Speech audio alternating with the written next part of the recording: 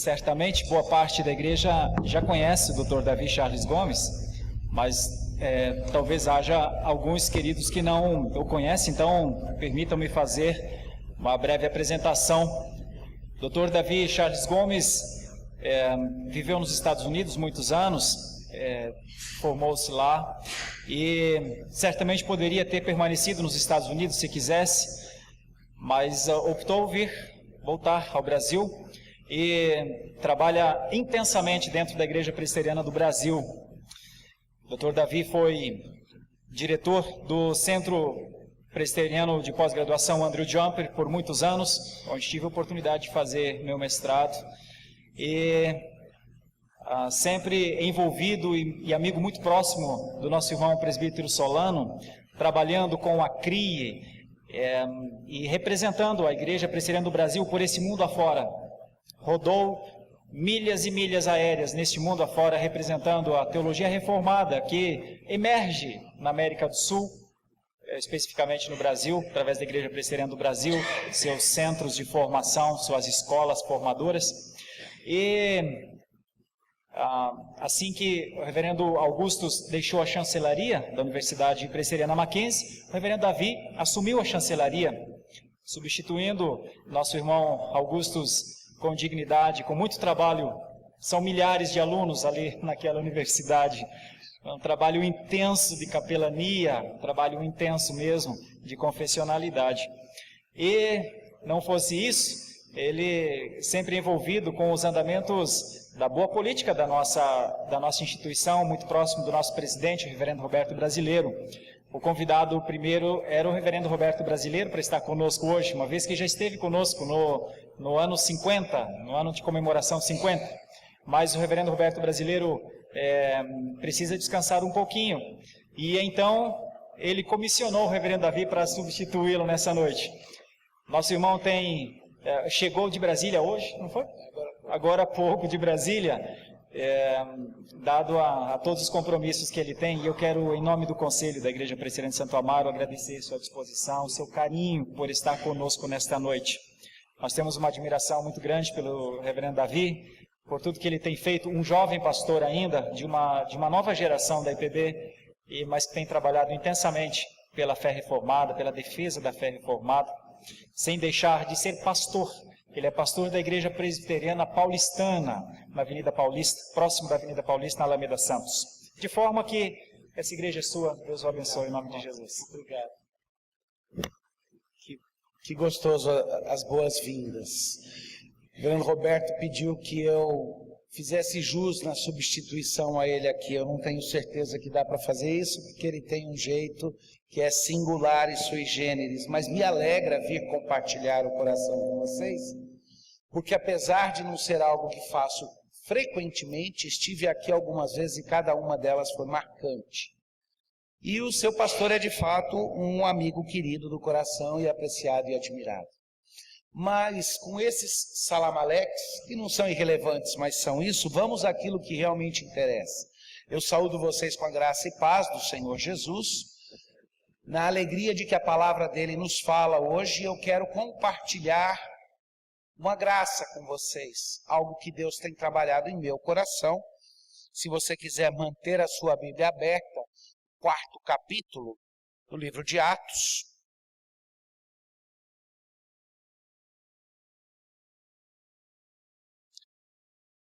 Eu vou ficar segurando tanto a minha curiosidade quanto a vontade de falar daquilo que acontece nesse exato momento na política da nossa nação. Com certeza nós vamos sair daqui hoje à noite e descobrir um Brasil diferente. Talvez pelo rufar dos celulares em algum momento desse sermão já dê para perceber para onde é que a coisa foi.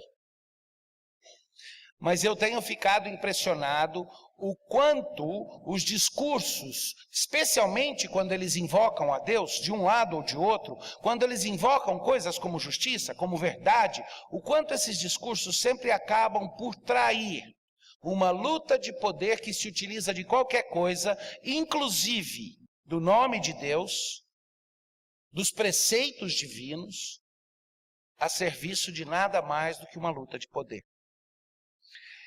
E eu entendo que na maioria das vezes, quando Deus realiza a obra dele e estabelece marcos que permanecem como uma igreja, que permanece os anos que essa igreja ficou, essa igreja é 4 anos, 3,5 mais velha que eu, e quem tem 20 a mais que eu, minha definição de velho é quem tem 20 anos a mais que eu. Então, quando eu tinha 20, quem tinha 40 já era de meia idade. Hoje não, hoje precisa estar nos 70 para eu considerar alguém que já tem mais idade. Mas a igreja é um pouquinho mais velha, e uma igreja não resiste como essa, se não acontecer uma coisa muito interessante que nós não prestamos muita atenção nela. Qualquer instituição que trabalha e milita em nome do Evangelho só resiste e sobrevive quando ela é feita de pessoas vencidas. De pessoas que tiveram as suas vontades subjugadas pela vontade de Deus. De pessoas que foram transformadas e quebrantadas e que transformaram os seus sacrifícios até, como o pastor falava há pouco no gabinete dele, do esforço de irmãos no começo dessa igreja, esforço financeiro, esforço de trabalho, mas tudo isso não é o que constrói a igreja. O que constrói a igreja é quando nos descobrimos rendidos aos pés da cruz. Não se engane, nós celebramos a vitória de Deus e não a nossa. Nós celebramos a nossa porque estamos com Ele, pela graça e misericórdia dEle, porque somos contados como filhos de Deus. E assim como os méritos de Cristo nos são atribuídos pela graça maravilhosa do Pai, as vitórias de Cristo Jesus também são. Mas é o triunfo de Cristo Jesus que nós celebramos aqui no aniversário da igreja e em todos os momentos nos quais nós vemos Deus fazendo a sua obra. E o triunfo da obra de Deus sempre corresponde à derrota de tudo aquilo que é humano, de tudo aquilo que é excessivamente humano. Porque não podemos nos enganar. Desde o começo da nossa história, a Bíblia deixa claro que existe uma luta de poder, que no Éden a grande tentação já foi essa. Desobedeça a Deus para que você passe a ser como Ele é. Entre nessa disputa de poder, entre nesse jogo de poder. Nos nossos relacionamentos humanos, a luta de poder é o que destrói tantas coisas. No ministério, muitas vezes, e como pastor eu posso dizer para vocês, muitas vezes no ministério, nós usamos o ministério pecaminosamente como uma forma de autoafirmação, numa luta de poder, que é humana, demasiada humana. E a grande pergunta é, por que é que alguém resistiria a Deus? Por que é que alguém iria usar Deus para benefício próprio? Não faz sentido. Se Deus existe de verdade, Ele não é um Deus domesticado e o poder dele não pode ser raptado. Ninguém coopta o poder de Deus para si mesmo. É uma impossibilidade lógica, se Ele é Deus de fato, que alguém possa se utilizar de Deus para seu próprio poder, ou possa resistir a Deus. E no livro de Atos, onde nós vemos, e o livro de Atos vocês bem sabem, porque Augusto já ensinou isso para vocês há muito tempo, e com certeza o reverendo Lima continua ensinando, que deveria ser chamado Atos do Espírito Santo e não Atos dos Apóstolos, mas é por intermédio dos apóstolos que o Espírito Santo age. Nós vemos ali uma sequência de eventos, quando o Evangelho começa uma marcha triunfal, e nós descobrimos que assim como o Evangelho de Jesus Cristo foi resistido, e o próprio Jesus Cristo foi resistido numa luta de poder, na qual ele não aceitou se engajar, porque honestamente ele não aceitou se engajar na luta de poder, porque seria covardia. Porque no momento em que o rei do universo quisesse, estavam derrotados todos os seus inimigos automaticamente e imediatamente. Por isso, talvez o momento mais irônico da vida de Jesus tenha sido quando ele estava em pé, em frente a Pilatos, e Pilatos disse: eu tenho poder para te soltar ou para te prender. E ele disse calmamente: você não tem nenhum poder que não te tenha sido dado. Quem é que dá esse poder? Ele mesmo. É como se ele olhasse e dissesse: bobo, você não percebeu que fui eu que te dei qualquer autoridade que você tenha hoje, nesse presente século e nesse mundo?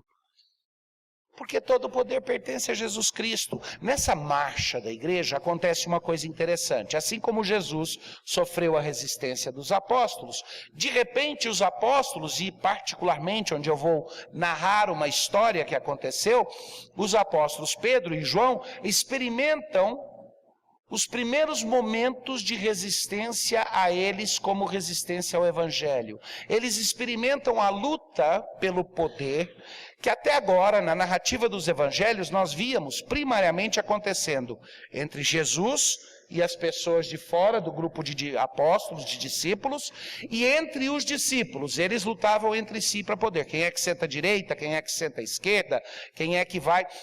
Mas, no geral, os apóstolos não tinham experimentado essa situação de serem aqueles que estão na berlinda, na primeira linha de fogo, nos embates e lutas pelo poder. E se nos horroriza a luta pelo poder de pessoas que levantam e, em nome de Deus, falam coisas e disparates contrários um ao outro. A mesma pessoa diz, em nome de Deus eu quero um governo que tire do rico para dar para o pobre. E a outra fala, em nome de Deus eu quero uma sociedade onde cada um receba de acordo com o seu trabalho. A gente sabe que é impossível ambos estarem falando em nome de Deus, porque estão falando coisas distintas e diversas.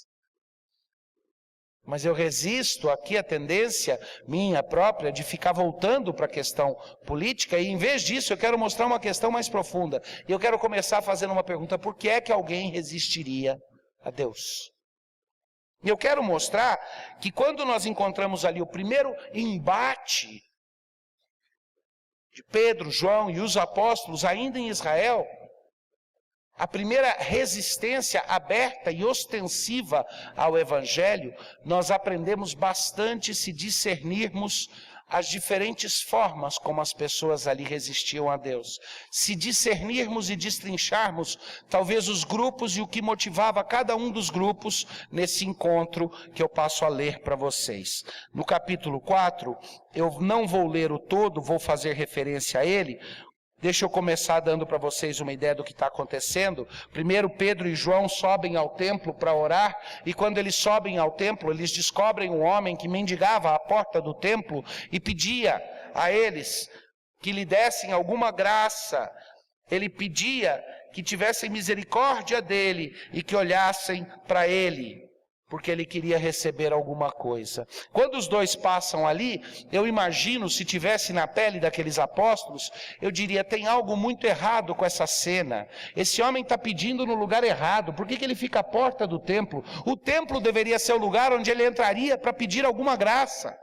Mas ele vai ficar ali na porta porque ele não está pedindo e esperando receber alguma coisa de quem ele deveria pedir. Ele está pedindo daqueles que passam. No lugar errado, pedindo para as pessoas erradas. E está pedindo a coisa errada. Porque ele está pedindo a esmola. Ele não está nem pedindo a cura do seu aleijão. Mas impedido de entrar no templo, tudo o que ele quer ali é alguma coisa que satisfaça momentaneamente a sua necessidade de comida, de dinheiro, de manutenção. No lugar errado, pedindo a coisa errada das pessoas erradas, mas quando os apóstolos veem esse homem, se enchem de misericórdia, e a resposta é, o que você está pedindo eu não vou dar, porque não é o que eu tenho para dar, o que eu tenho para dar é o que você precisa de verdade. E esse homem é curado, e esse homem passa a adorar a Deus, e ele sai saltitando. É interessante que o texto deixa claro que esse homem saiu saltitando, pulando de alegria. O homem que antes não podia porque era coxo, ele sai saltitando de alegria porque Deus deu uma libertação. E é esse processo que cria o primeiro embate de resistência direta que os apóstolos vão sofrer. De quem? Das lideranças religiosas com as quais eles têm de lidar. O que acontece é que eles entram no templo e quando esse homem está junto com eles, fazem um discurso.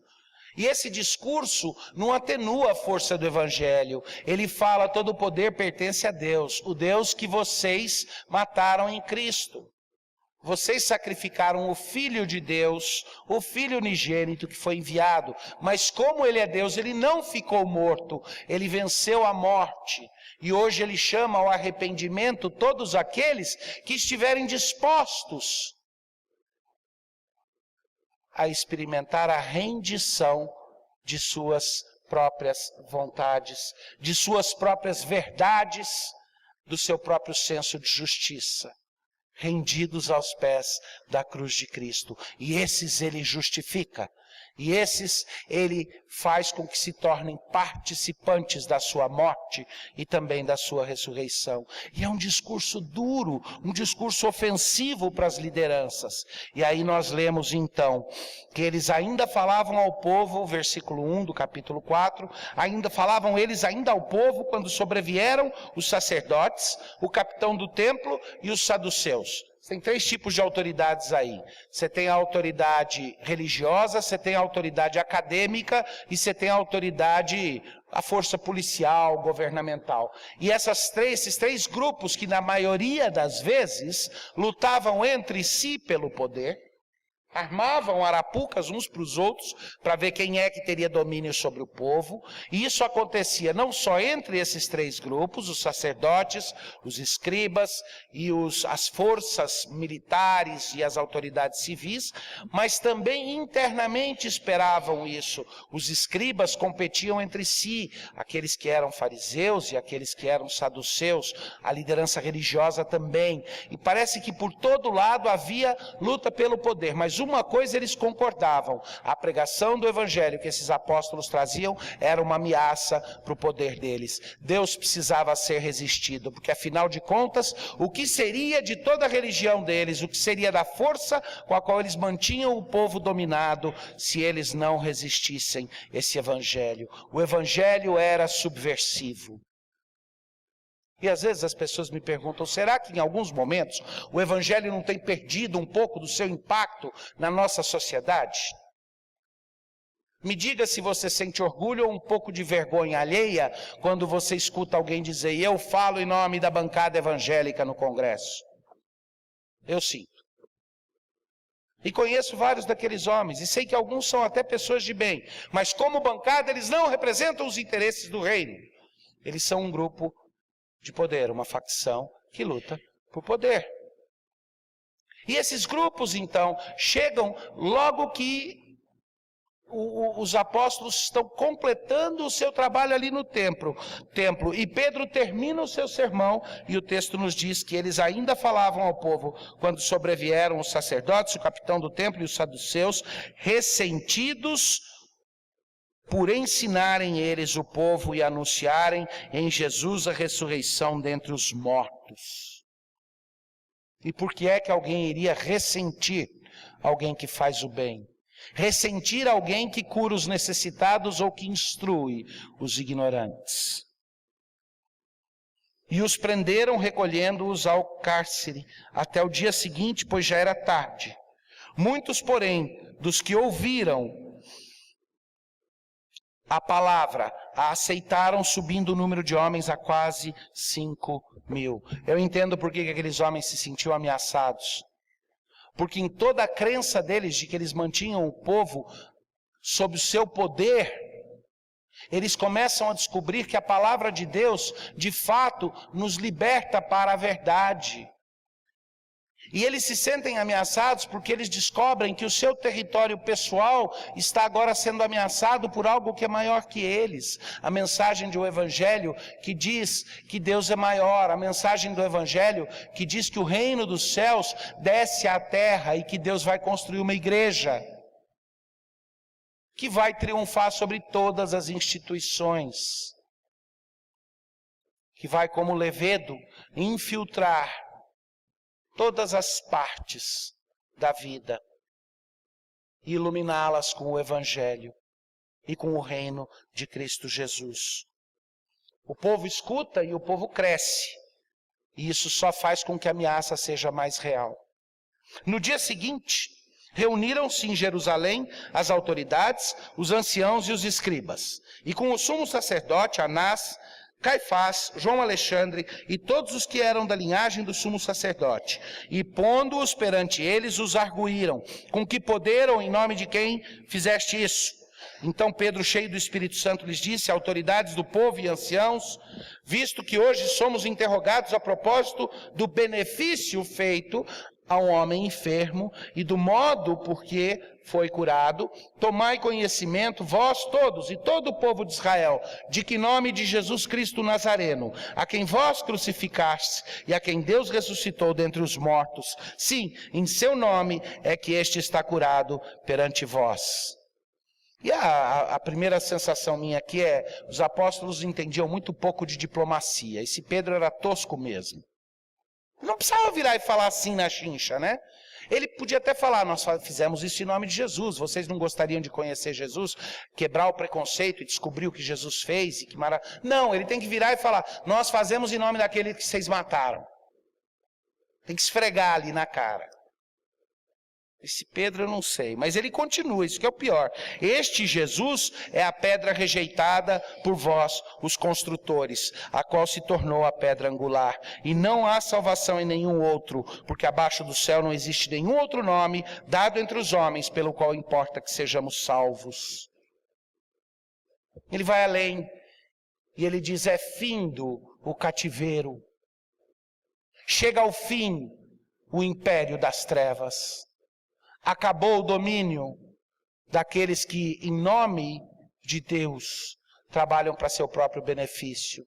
Porque Jesus Cristo triunfou sobre a morte e resgatou os seus e lhes deu a palavra e o Espírito. Lembra, eles estão trabalhando sobre o impacto da descida do Espírito Santo. E os apóstolos estão falando abertamente a palavra de Deus.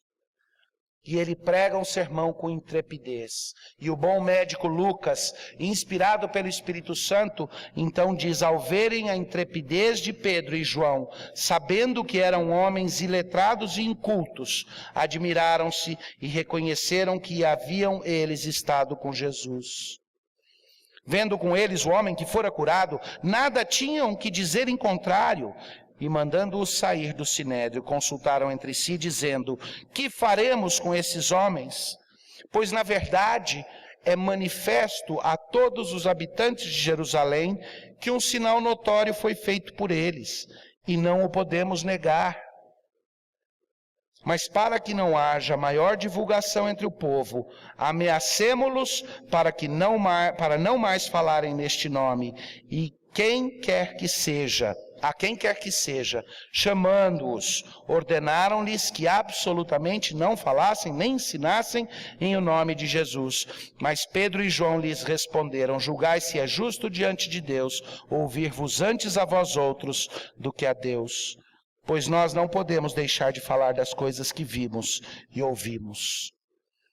Depois, ameaçando-os mais ainda, os soltaram, não tendo achado como os castigar por causa do povo, porque todos glorificavam a Deus pelo que acontecera. Ora, tinha mais de 40 anos aquele em quem se operara a cura milagrosa. Deixa eu destacar para vocês algumas coisas. Vamos, em primeiro lugar, destrinchar o que é que estava acontecendo nessa luta de poder. Às vezes é difícil entender o que é essa luta de poder e aplicar na nossa vida, que nós temos isso. Às vezes a gente diz, nem que Deus queira desse jeito não é o que eu quero. Na maioria das vezes a gente não tem coragem de dizer isso. A gente faz as brincadeiras, né, dos irmãos na igreja, presbíteros e diáconos, que foram orar com uma senhora idosa que estava doente, e o pastor começou a oração dizendo, Senhor Deus, Tu tens o poder da cura, se possível, faze a Tua vontade curando essa irmã. E ela falava, amém, Senhor. E Senhor, fortalece a Tua serva. Ela dizia, amém, Senhor. Dá descanso das suas dores. Ela dizia, amém, Senhor. E aí o pastor começou, mas se for da Tua vontade, que ela se encontre contigo, ou padeça as dores. Ela disse, aí não, pastor. A gente faz a brincadeira com isso. Mas eu quero que vocês entendam o tipo de resistência que a gente faz com Deus de outra forma. Eu vou contar uma história pessoal de um familiar meu querido, que já faleceu, que tirou a própria vida aos 18 anos de idade. E que alimentou a sua rebeldia e luta pelo poder desde menino.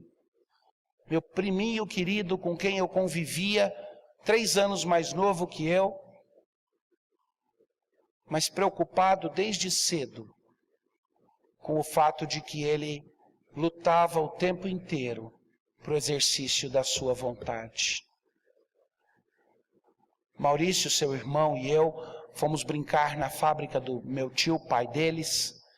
E nós gostávamos de ir lá na oficina. O tio tinha uma fábrica de móveis muito grande e tinha, além de um almoxarifado divertido, onde a gente conseguia pegar coisas legais, tinha uma oficina onde a gente ia para conseguir que os mecânicos abrissem os grandes rolamentos de caminhão para que nós tirássemos as bolas de aço do rolamento para brincar de bolinha de gude. Se você nunca experimentou, é uma maravilha o que uma bola de aço faz num jogo de bolinha de gude quando você lança ela contra uma bola de vidro.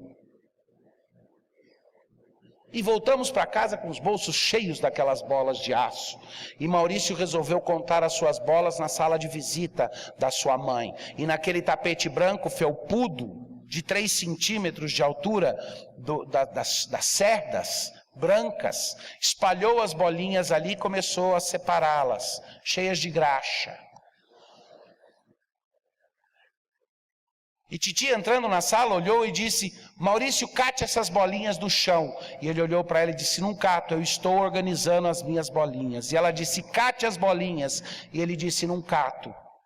E ela disse: cate as bolinhas. E ao ouvir não cato, foi o primeiro tapa. Cate as bolinhas, não cato, e o segundo tapa.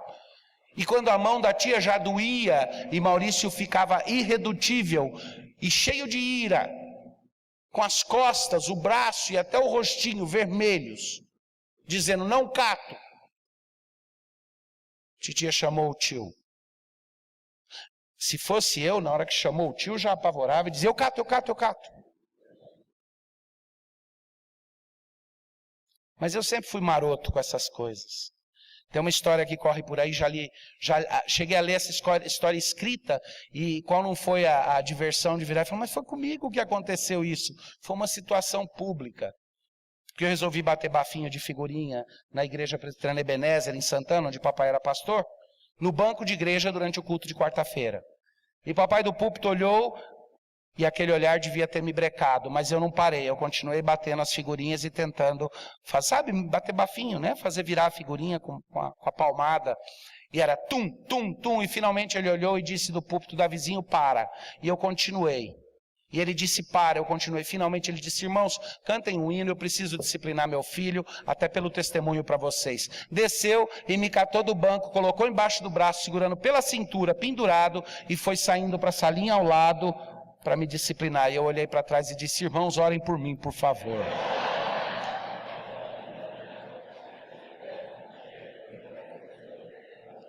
Mais maroto, talvez mais quebrantado. Talvez Deus já tivesse me quebrado um pouco mais. Mas o meu priminho estava com a cerviz dura. E ele não ia perder aquela luta por poder. E ele disse: eu não cato. E quando o titio chegou na sala e começou a bater nele, eu me lembro que eu e meu primo nos escondemos num canto para não ter perigo de entrar naquela dança. E ele apanhou impiedosamente, de forma ruim. E ao fim, apavorado e não querendo que continuasse a sova, ele foi até as bolinhas, olhou para o pai e para a mãe que estavam em pé, e cheio de ira nos olhos disse: eu cato, porque eu não quero apanhar mais. Mas aqui dentro elas continuam no chão.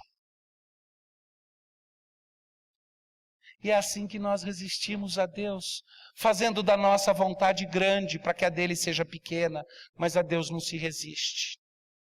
O que nós vemos acontecer aqui são apóstolos, homens que foram quebrados por Deus, que foram quebrados por Jesus. Pedro, o homem da intrepidez, é aquele que disse: Jesus, ainda que todos te abandonem, eu nunca vou te abandonar.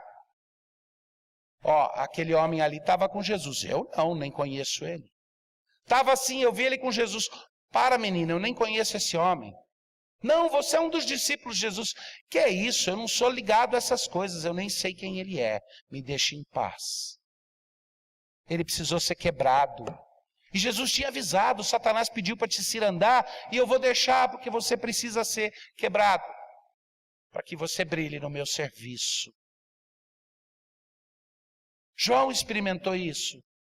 João era o discípulo amado, mas João era ao mesmo tempo aquele que entrou em disputa para ver quem ia ficar mais perto de Jesus.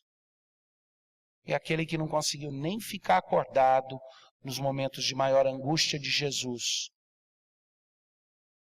Esses dois homens se tornam aqueles cheios de intrepidez. Note o que acontece dentro desse texto, algumas das características desses apóstolos.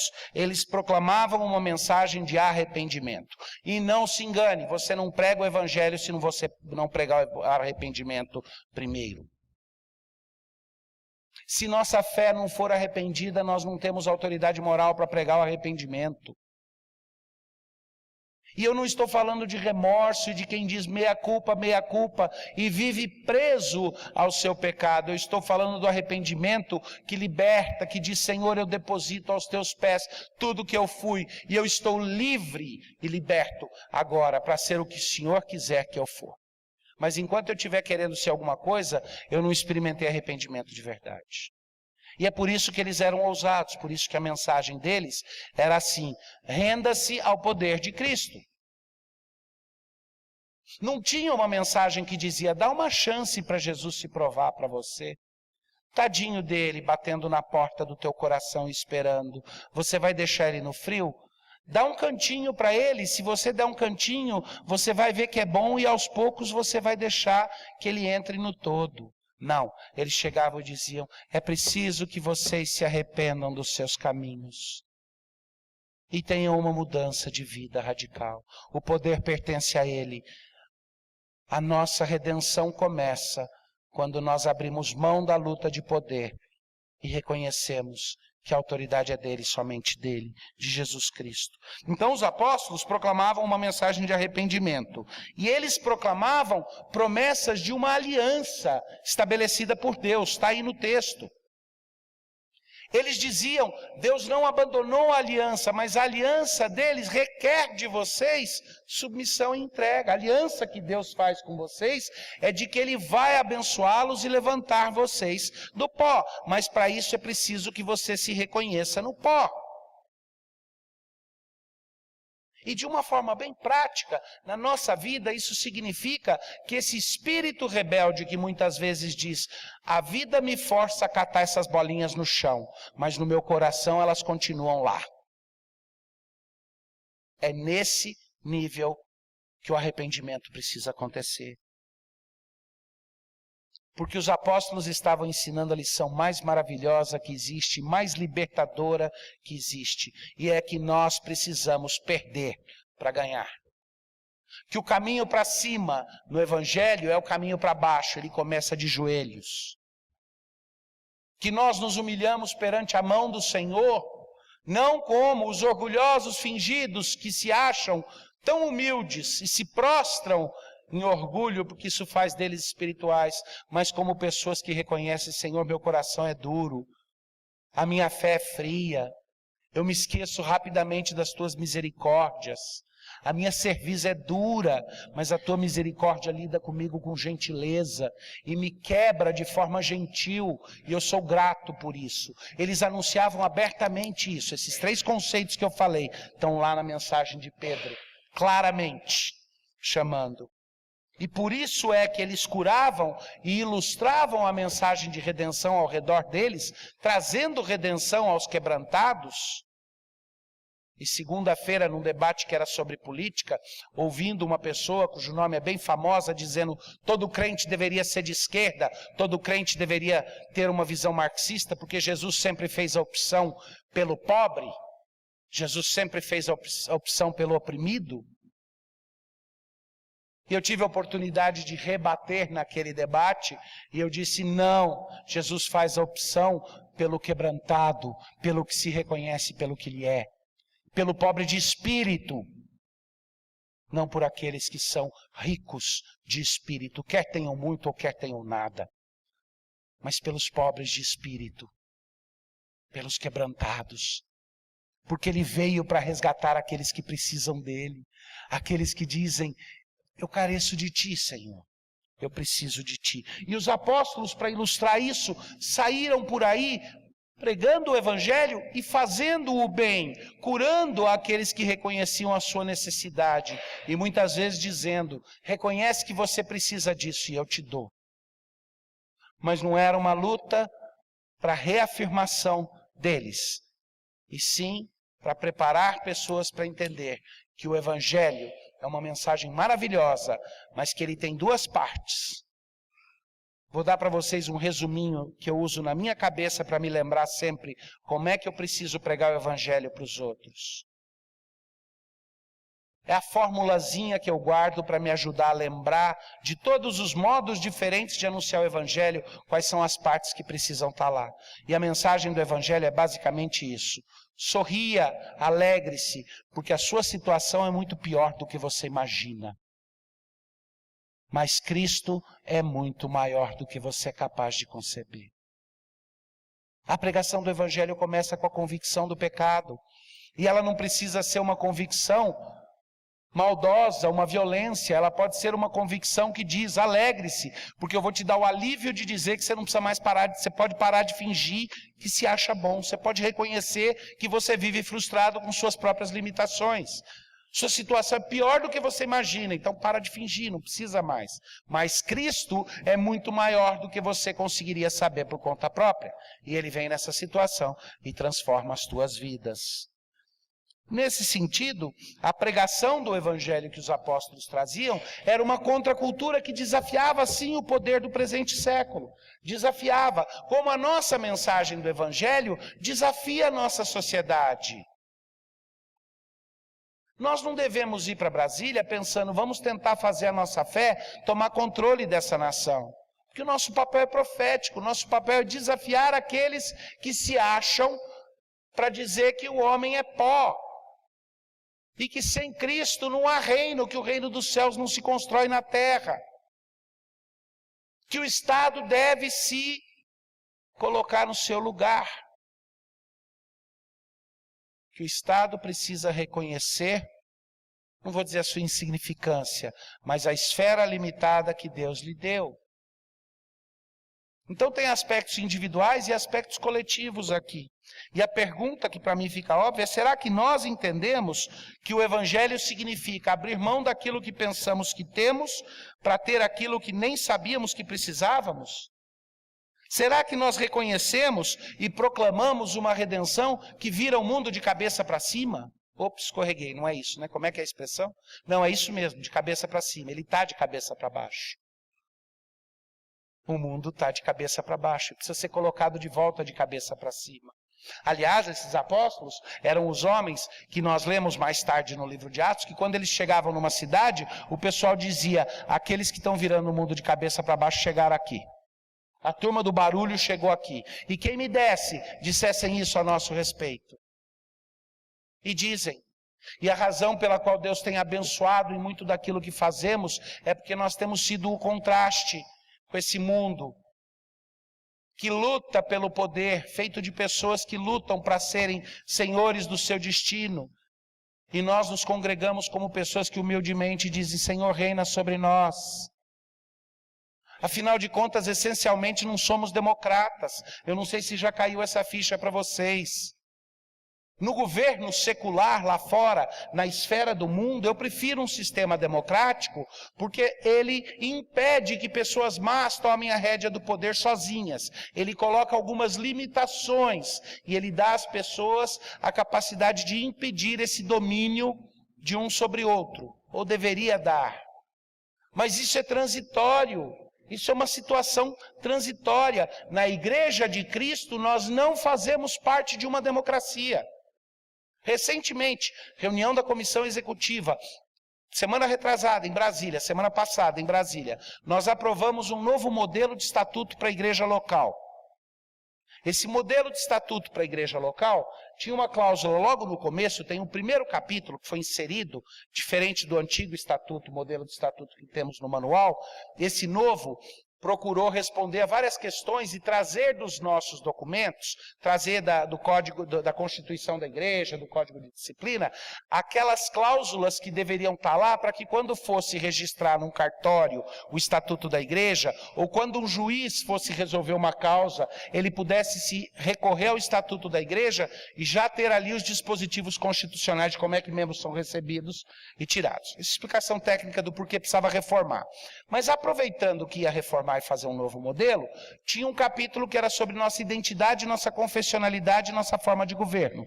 E nesse capítulo tinha um parágrafo sobre identidade, ela faz parte da Igreja Presbiteriana do Brasil, confessa a Confissão de Fé de Westminster e os catecismos. Tinha um segundo que era sobre a nossa identidade como igreja, nosso propósito na pregação do Evangelho, e tinha um terceiro que começava assim: a Igreja Presbiteriana, o governo da Igreja Presbiteriana do Brasil é um governo democrático representativo, onde o povo elege os seus representantes, que são os presbíteros, aos quais é dado o governo da igreja.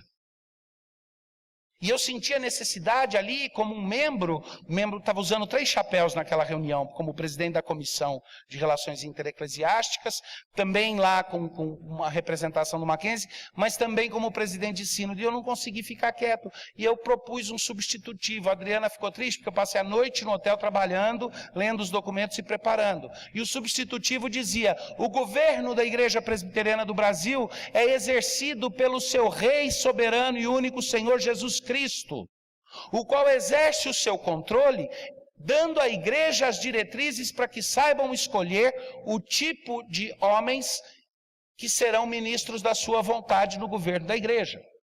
E aí o próximo parágrafo inserido dizia: o governo humano da igreja é representativo no sentido que cabe à comunidade dos crentes reconhecer aqueles homens que possuem os atributos ditados pelo rei, para que sejam escolhidos e eleitos como ministros da igreja. Não é democrático, na verdade, é monárquico. É uma monarquia parlamentar representativa. E é assim que vocês fazem. Se vocês olharem assim, os presbíteros são os representantes das diferentes classes na igreja, vocês vão estar trazendo para dentro da igreja a política secular. Luta de poder, luta de classes da igreja. Vocês sabem muito bem, eu desconfio isso, porque sei da sábia escolha que vocês fazem nos presbíteros que tem, porque isso a gente não só ouve, mas testemunha na proximidade com seus pastores e com os presbíteros. E vocês sabem que vocês escolheram aqueles presbíteros e os pastores de vocês porque foram instruídos. Esses homens preenchem os quesitos bíblicos. O rei descreve o tipo de pessoas que vão executar a vontade dele. E vocês reconhecem, e aí sim é pelo voto, e é democrático o processo do reconhecimento, porque cada crente tem uma consciência individual em Cristo, e esse é um reconhecimento que, sob a liderança do Espírito Santo, deve se fazer. Mas eu pergunto a todos vocês que são membros da igreja, vocês diriam: eu acho que biblicamente essa pessoa é mais apta para o exercício desse ofício, mas eu gosto mais daquela, então eu vou escolher aquela mesmo que ela não seja apta para o exercício, porque ela me representa melhor? Vocês não fazem isso, não de consciência limpa diante de Deus. Nenhum de nós faz. Não quando o Espírito Santo nos dirige. Será que nós reconhecemos e proclamamos um reino onde a rendição da nossa vontade, a vontade de Cristo, é a nossa força? Porque é isso que deu para os apóstolos a força que eles tiveram.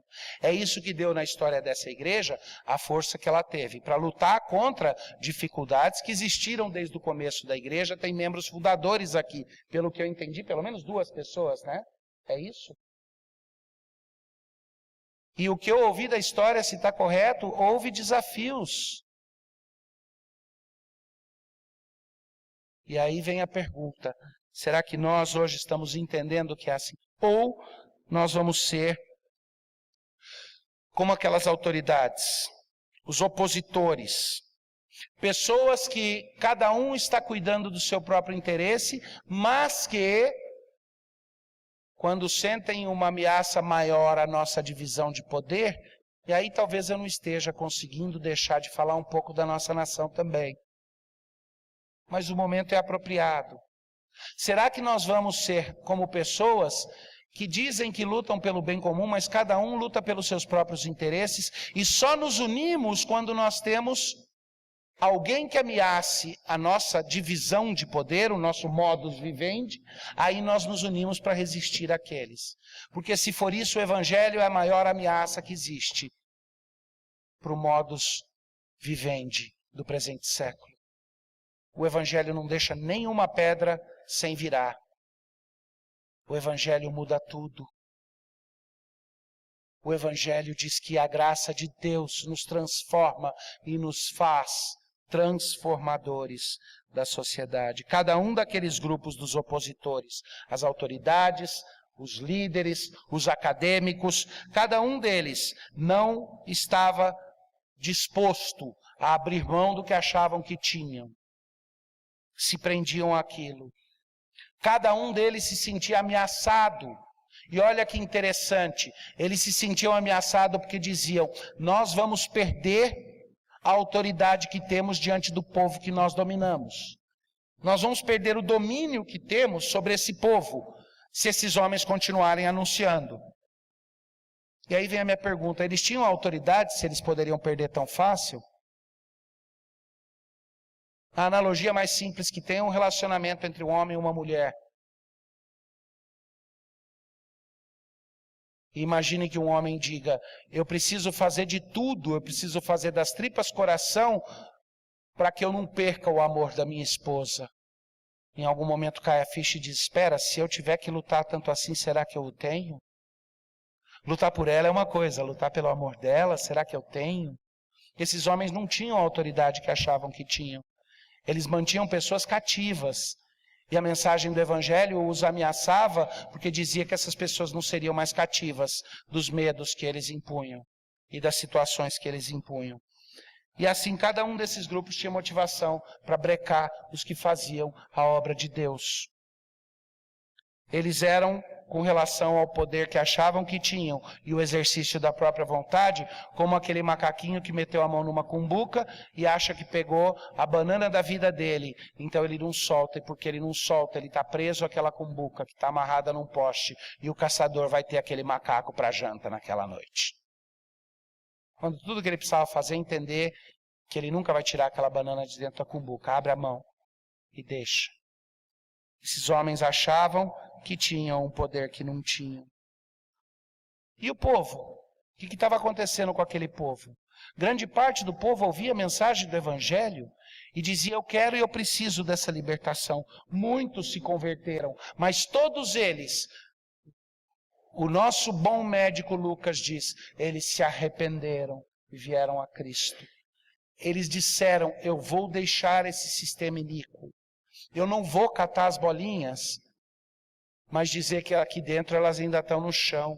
Eu vou de bom grado catar as bolinhas, com tristeza porque fiz uma bagunça no tapete que era tão branco antes. Eu vou me deixar ser persuadido da vontade do meu Pai, porque ela é boa e agradável. Vários do povo fizeram isso, e a gente tem aqui o relato de que a igreja atinge o número de 5.000. A gente não sabe com certeza se é 5.000 além dos 3.000 anteriores, ou se o número dos 3 agora vira 5. Mas está falando só de homens, você pode botar pelo menos mais 2 vezes isso, se for contar mulheres e crianças. Então a igreja está crescendo porque essas pessoas estão crendo na mensagem e estão abrindo mão do pouco que eles achavam que tinham. E aprenda isso. Na maioria das vezes, quem acha que tem muito tem dificuldade em abrir as mãos. É mais fácil para quem sabe que tem pouco. Mas, na verdade, quem acha que tem muito está enganado, é pobre, miserável, cego. Porque nenhum de nós tem nada diante de Deus, exceto aquilo que recebemos dele. E o que mais carecemos é essa graça. Note que interessante, no entanto, que o povo vivia na escravidão, certo?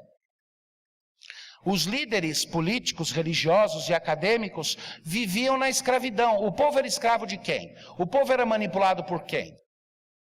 Pelas autoridades, certo? E as autoridades eram escravas de quem? Do povo. Elas viviam a vida inteira com medo de perder o controle que tinham do povo. Eles eram escravos do povo que eles pensavam que eles dominavam. Eles viviam para tentar manipular, para não perder o poder que achavam que tinham sobre o povo. Ou porque esse poder gerava status, ou porque gerava dinheiro, mas essa era a luta deles. Mas os apóstolos, em compensação, até quando presos e ameaçados de chibata, podiam virar para aquelas autoridades e dizer: vocês me digam, o que é mais certo, obedecer vocês ou a Deus? Porque vocês mantêm essa hegemonia sobre o povo, dizendo que estão fazendo a vontade de Deus. Então quem trouxe Deus para a jogada foram vocês. Então, pela sua própria lógica, obedeço vocês ou obedeço a Deus? Porque se aqueles homens dissessem, importa mais obedecer a nós, o povo diria, tá aí, a autoridade deles não vem de Deus então. Mas ao dizer, não, de fato, vocês têm que obedecer a Deus, eles estariam reconhecendo para o povo que a vontade deles não representava a vontade de Deus. Será que nós, como povo de Deus, reconhecemos que nessa luta de poder, Ele vai nos usar de forma diretamente proporcional à nossa capacidade de autoesvaziamento?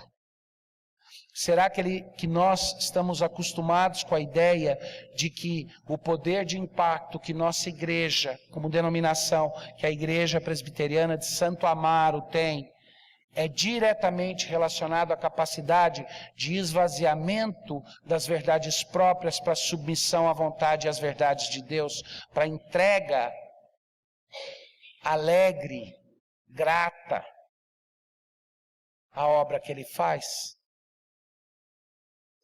Porque nas situações limites, nas situações de medo, nas situações de tensão, geralmente aparece o melhor de nós. Mas quando nós alcançamos momentos de conforto, quando nós olhamos e falamos, uau, que bacana, a igreja cheia, o nosso trabalho está dando certo, está indo para frente, tudo isso. Às vezes, nesses momentos, a gente esquece que Deus está dizendo, e aí, prepara para mais, prepara para algo maior. Se esvazia diante de Deus e deixa que Ele mostre o que Ele ainda vai fazer. Porque esse é o desejo dEle.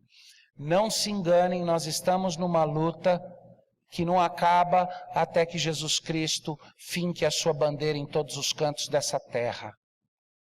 Ele já reina soberano porque triunfou na cruz. Mas Ele vai estabelecer o seu reino de forma visível na terra. E a igreja visível de Cristo vai espalhar a glória dEle ao redor desse mundo. E a terra se encherá do conhecimento da glória de Deus, como as águas cobrem o mar. E o nosso trabalho não acabou quando a gente acha, poxa, que legal, olha o quanto fizemos, já podemos parar e descansar. O nosso trabalho não acaba até que a gente ouça do Senhor, bem-vindo, servo bom e fiel, até que todo o joelho se dobre. E esse é o nosso trabalho como igreja, mas esse é o nosso trabalho também individualmente. Como comunidade da fé, mas como pessoas que estão sendo transformadas. E aí me permite dizer que no âmbito individual, muito das lutas pessoais que nós temos são porque ainda disputamos poder com Deus e com o próximo. Eu faço aconselhamento conjugal, eu tenho visto vez e mais vez, já são 26 anos aí de ministério pastoral, desde bem moço. E eu vejo no aconselhamento conjugal, vez e mais vez, a raiz da maior parte dos problemas é luta pelo poder. É luta por território, luta por espaço. São sentimentos emancipatórios que dizem, eu tenho direitos também, eu também tenho um espaço que é meu. São lutas onde maridos desejam um controle que é indevido e não entendem que Deus os colocou como cabeça para serem servos e não controladores. E esposas que acham que é ao fugir da liderança de seus maridos que elas se afirmam como pessoas ou como mulheres. Eu vejo famílias onde os filhos lutam e disputam o poder com os pais. Eu vejo na igreja o quanto a gente perde quando a gente entra por caminhos de luta de poder. E a gente não percebe que todas as vezes que resistimos uns aos outros. Presta bem atenção no que eu vou falar agora. Porque é de coração. Todas as vezes que Davi Charles Gomes se encontra resistindo aos seus irmãos em Cristo, eu tenho pedido a Deus que me lembre que eu estou entrando numa luta de poder que eu não devia entrar, porque ao resistir aos meus irmãos, eu resisto a Deus. Mas você vai dizer para mim, então toda vez que eu discordo de alguém, eu estou discordando de Deus? Não, não. Resistir e discordar são coisas distintas. Eu estou usando resistir aqui para dizer, entrar na luta de poder e tentar manter o meu território, a minha hegemonia, a minha autoridade, a minha verdade. Quando o que Deus quer é que eu olhe e diga, não eu, mas Cristo. não o meu espaço, mas o de Cristo. Deus quer que eu nunca diga, Cristo está do meu lado, Deus está do meu lado. Eu diga, eu quero estar do lado de Deus. E se você quer também, então é só uma questão de tempo até que nós dois sejamos da mesma opinião. Filipenses trata disso de forma maravilhosa, lá no capítulo 3, quando termina dizendo, esta é a verdade, se alguém pensa diferente, tranquilo, Deus a seu tempo esclarecerá.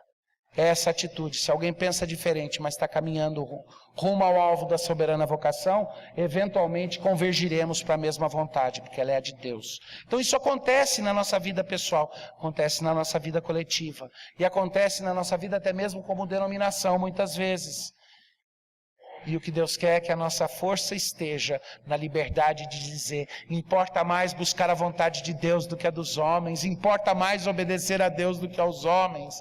Nós somos livres e não tem açoites, não tem perseguição, não tem restrição, não tem lutas ideológicas, não tem a pressão de uma cultura que parece que está virando esse mundo de ponta cabeça e está, ou de cabeça para baixo, dependendo de onde você for do Brasil, de origem, está mesmo.